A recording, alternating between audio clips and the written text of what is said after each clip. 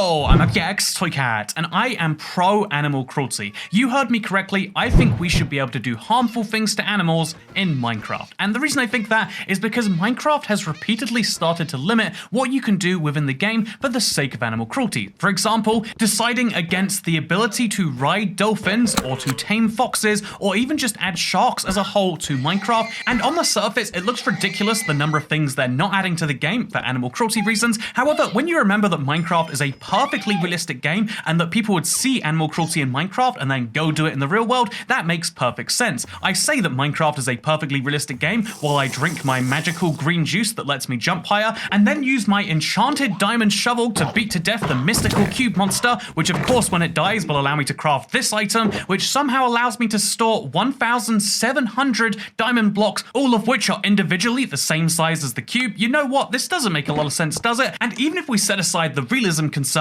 and you just say that people do everything they do in Minecraft blindly in the real world, which, side note, they don't. Have you ever seen someone try to ride a pig off a cliff in the world? Have you seen a child go up to a wolf in the wilderness and try to give it a bone because that totally tames it into a dog? I don't think that people assume that's how those things work. However, for some reason, when we come to new features, we just have to assume that all players are dumb and do exactly what the developers want. However, remember, Minecraft is the game where no one can tell you what you can and cannot do. I think the much more important thing than not allowing you to do something would just be to make it more beneficial not to. For example, you can feed cookies to parrots in Minecraft, however, they will die. You learn the lesson that, like, okay, if you want to feed the cookie to them, sure, you can do that, but oh no, now I don't have a cute parrot on my shoulder. You can ride llamas if you want to, but they're not going to take you anywhere useful too quickly. I think that using the sort of logic where you let people make their own decisions and you learn from that is the way that we actually learn as humans, rather than having someone be incredibly overbearing and restrict us in all the ways they humanly can from doing the bad thing. But maybe I was just taught wrong. In case you disagree with all of that altogether, how about we instead say that, okay, you can't be cruel to animals in Minecraft, let's never make an animal cruelty feature again, but consider villagers. They just updated villagers, who are the closest thing we have to humans, and the most effective way to farm them is to put them in giant internment camps so that they work for you all day and all night, and you can harvest them for their emeralds and valuable resources. And so my opinion is that if for some reason we're arguing that Minecraft is a perfectly realistic game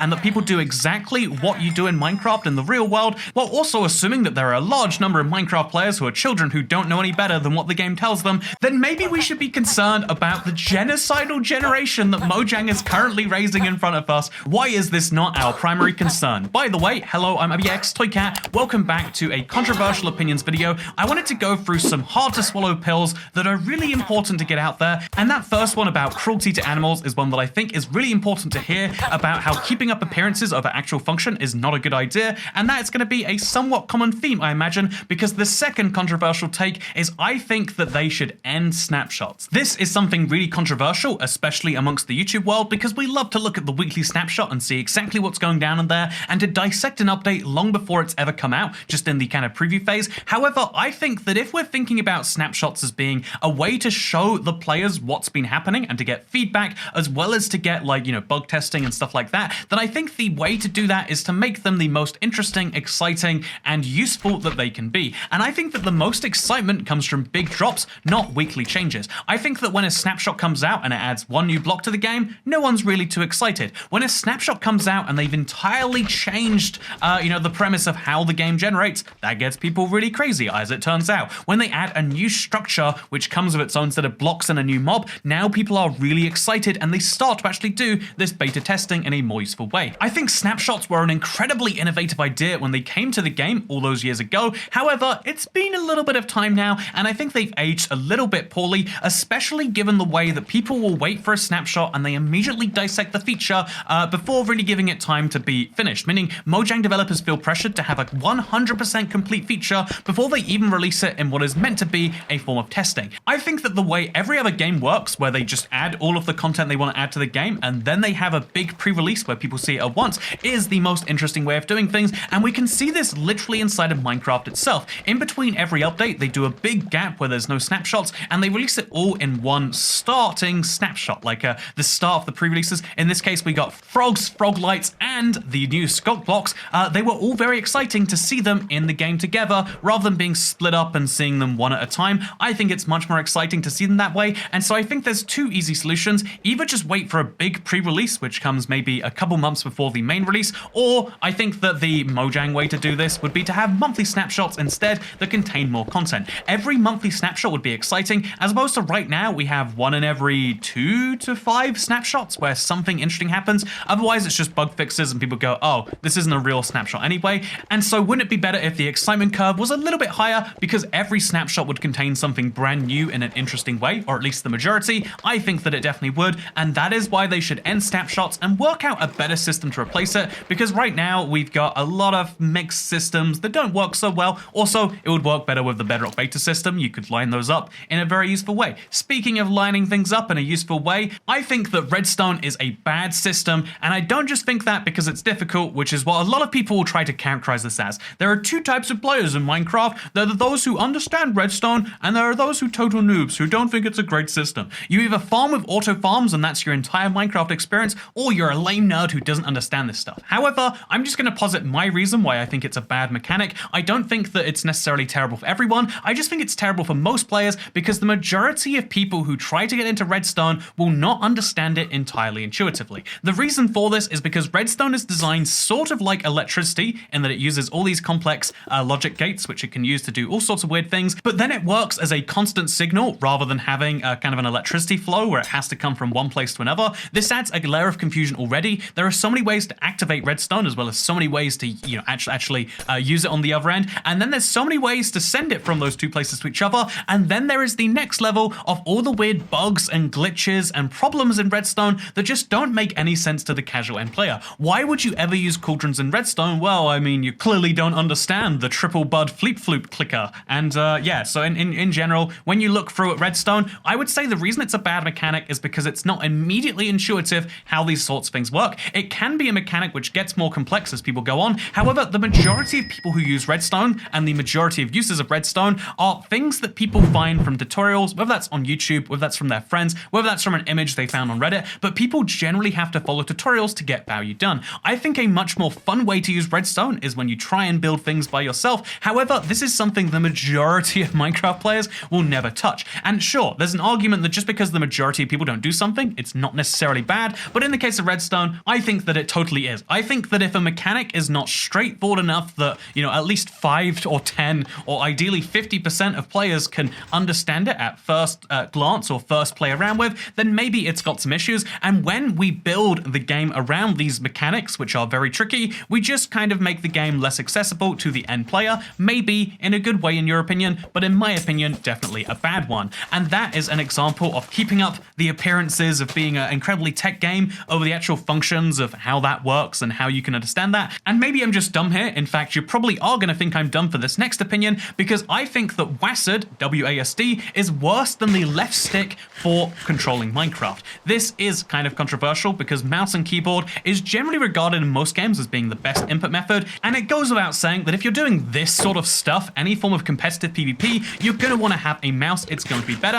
However, most Minecraft players aren't doing that, and even if you are, you'd have to admit that WASD, W-A-S-D, is worse than the left stick of a controller, and let me explain to you why. WASD gives you 4 inputs, and therefore 8 inputs if you use 2 at one time, the ability to go in 8 directions, in other words, whereas a control stick allows you to go 360 degrees. You can do much more granular controls. I think the ideal would be some form of hybrid system between what a controller can offer in terms of ease of use for the weird functions, and between having a mouse for the super precise things on the right. However, my opinion here is not necessarily to say that the controller is the best way to play Minecraft. I really like it, but a lot of people find it tricky, but instead is to say that every single input method is just as valid, because this is a game you can play at your own pace. It's in fact the game where no one can tell you what you can and cannot do, and that includes telling you what input method to use. Even the touchscreen has some benefits that you can't do on other devices, such as looking in one direction and mining an entirely different one. There are all sorts of weird things that different control methods allow, and I think a lot of people are needlessly elitist about this. I don't think we should gatekeep everything. I don't think we should say that everything has to be only for the very best thing all of the time, but instead we can say that actually, yeah, it's pretty fine. Speaking of things that aren't pretty fine in the community's opinion, I need to talk about this next one that will get me literally crucified, I'm sure, but I don't think the Minecraft marketplace is a bad thing. That's right, I am defending microtransactions in Minecraft. This seems ridiculous on the surface. Who could ever be in favor of paying more money for the game? However, Minecraft's marketplace is a pretty decent idea solely because of the fact that it allows you to buy maps from other creators. Obviously, Microsoft takes a cut, and let's be honest, it's probably a huge cut. They take a cut of what you are buying every single time. However, they are facilitating whole teams worth of people able to do their passion, making maps, and therefore the maps can be made better. Even if you disregard my arguments there that like, well, it's just allowing you to choose to buy something if you want to, and if you don't want to, you can totally ignore it. I think the reason that I would argue that it's a good thing anyway is because when you look at the consoles and when you look at any other device where it's very, very hard to download files manually, because of course, if you're a PC player, just keep downloading maps the free way. You can do that. However, if you're playing on a console or maybe a tablet where you're not so familiar with how to download things, you might find it super convenient that there is a curated collection of maps on the marketplace which you can download by just using your money as a result. Wow, that sure is convenient, right? And I think the only way they really missed the mark here is by not making more free maps. I think that the only thing the marketplace is lacking is a way of saying, hey, here are the great maps that we think are worth charging for, but also if you're on a device where you literally can't download free maps other ways, here are some maps you can check out. Sure, they'd be competing with themselves, but if their maps really are so great that they're worth spending money on, it wouldn't be competing with a free service. In the same way that Costco gives out free samples as you're walking around the store, they're not worried like, oh no, are people going to buy less food court stuff? Why would you ever buy a hot dog for $1.50 when you can get food for free just for walking around the store? And let's be honest, multiple people do go around for a second free sample, and you could probably do a third and a fourth. You could eat for free at Costco, but people still choose to pay because they prefer the experience or they want the Pepsi Max, right? I don't know why people are paying for things at Costco. They have 25-cent water. That's crazy cheap, right? Speaking of things that are crazy cheap,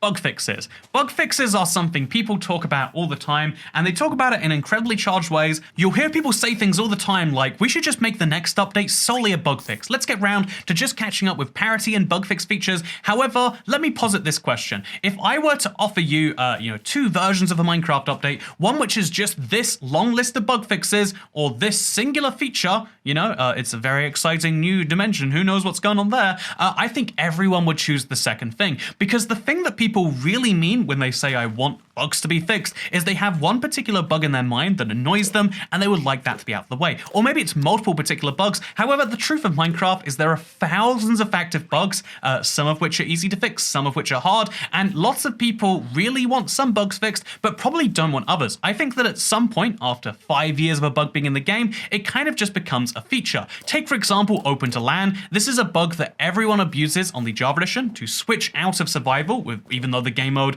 is locked in there. I think that Minecraft would be a better game without its existence. However, people expect this function to work the way they're used to, and so when you can't use it, you probably will be upset. Also, for a controversial bonus opinion right here, I think that Open to LAN, the whole bug around that and the lack of a flag to let people know that it's happened, is one of the reasons that Java survival means less than Bedrock survival, and why you see more intense survivals in that version of the game. Fight me if you disagree. Speaking of things you should fight me over, here is my final opinion. Shaders aren't that important. Shaders are not that big of a deal. I think the reason this is true is because Minecraft is a game where the looks have never mattered, and there's always this particular group of people who are like, but what if the looks did matter? I see this all the time with texture packs which try to change the game entirely, make it super HD, but the problem is you're pasting HD textures on what is fundamentally cubic blocks, and so it gets a bit jarring after a while.